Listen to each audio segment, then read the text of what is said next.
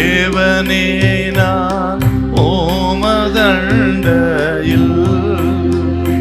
இன்னும் நெருங்கி சேர்வதே என் ஆவல் பூமியில். உபாகமம் 31 அதிகாரம் 6வது வசனம். நீங்கள் பலங்கொண்டு திடமனதா இருங்கள். நீங்கள் பலங்கொண்டு திடமனதா இருங்கள். அவர்களுக்கு பயப்படவும் அவர்களுக்கு அந்த கானானியருக்கு, ஏவியர், எபூசியர், எமோரியர் என்று சொல்லப்படுகிற அந்த கானானியருக்கு நீங்கள் பயப்படவும் திகைக்கவும் வேண்டாம். உன் தேவனாகிய கர்த்தர் தாமே உன்னோட கூட வருகிறார். உன் தேவனாகிய கர்த்தர் தாமே உன்னோடு கூட வருகிறார். அவர் உன்னை விட்டு விலகுவதும் இல்லை. அவர் உன்னை விட்டு விலகுவதும் இல்லை. உன்னை கைவிடுவதும் இல்லை. கைவிடுவதும் இல்லை. மோசேயுடைய 120வது வயது இப்போ இது சொல்லும் போது அவருடைய அந்திம காலம். அவர் மரிப்பதற்கு சற்று முன்பு தான் இந்த வார்த்தை சொல்றாருங்க. அவருக்கு நிலைமை எப்படி இருக்கும் பாருங்க, சோர்ந்து போன ஒரு நிலைமை. ஏன்னு கேட்டீங்கன்னா 40 வருஷம் கானான் தேசத்துக்குள்ள பிரவேசிக்க வேண்டும் என்ற ஆசையோடு வந்தார். ஜனத்தை நடத்தி கொண்டு வந்தார். எத்தனையோ கஷ்ட நஷ்டங்கள் எல்லாவற்றையும் மத்தியிலும் 40 வருஷம் நடத்தி கொண்டு வந்தார் அந்த ஆசையில.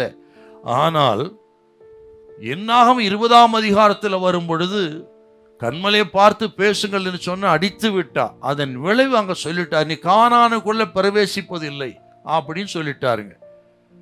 அது நிமித்தம் இருதயத்துல அவர் உடைக்கப்பட்டு நொறுங்கி போய் தன்னுடைய அந்திம காலத்துல சோர்வுற்று இருந்த நிலைமையில இப்ப சொல்றார், தான் சோர்ந்து போயிருந்தாலும் தன்னுடைய வேண்டுதல் கேட்கப்படாமல் போனாலும் பக்தன் தமது ஜனத்தை ஆற்றி தேற்றார் பாருங்க. அதுதாங்க நல்ல தலைவனுக்கு அடையாளம். இன்னும் கூட பார்க்கலாம், இவர் சோர்ந்து போயிருந்தாரு, ஜனங்களும் சோர்ந்து போயிருந்தார்கள். ஏன்னு கேட்டீங்கன்னா இந்த கானான் தேசத்தை சுதந்திரிக்க வேண்டும். 7 ஜாதிகள் இருக்கிறார்கள், அவர்களோடு யுத்தம் பண்ணி ஜெயிக்கணும்.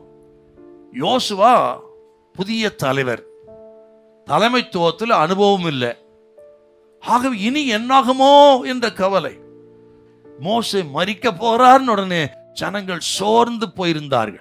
அப்படி சோர்ந்து போன மோசே சொன்னது, பயப்படாதீங்க, நாம் மரித்தாலும் சரி, நாம் போனாலும் சரி, நமது ஆண்டவர் உயிருள்ள தெய்வங்களோடு கூட இருக்கிறார்.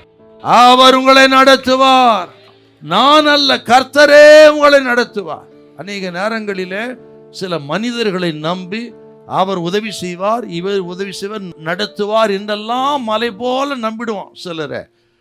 ஆனால் அவர்கள் கடைசி வரையில் அப்படி உதவி செய்ய மாட்டாங்க. ஆனால் கடைசி வரை நமக்கு உதவி செய்து நடத்தக்கூடிய ஒரே வல்ல தெய்வம் நமது ஆண்டவர் இயேசுதான். கர்த்தர் சொல்ற, மனிதனை நம்பி ஏமாந்து இருக்கலாம், இன்னைக்கு மனிதனை நம்பி கைவிடப்பட்டிருக்கலாம். கர்த்தர் சொல்ற, இன்னைக்கு மோசே போனாலும் யோசுவா போனாலும் நம்ம விட்டு போகாத ஆண்டவர் இயேசு நம்மோடு கூட இருக்கிறார். ஹல்லேலூயா, ஹல்லேலூயா.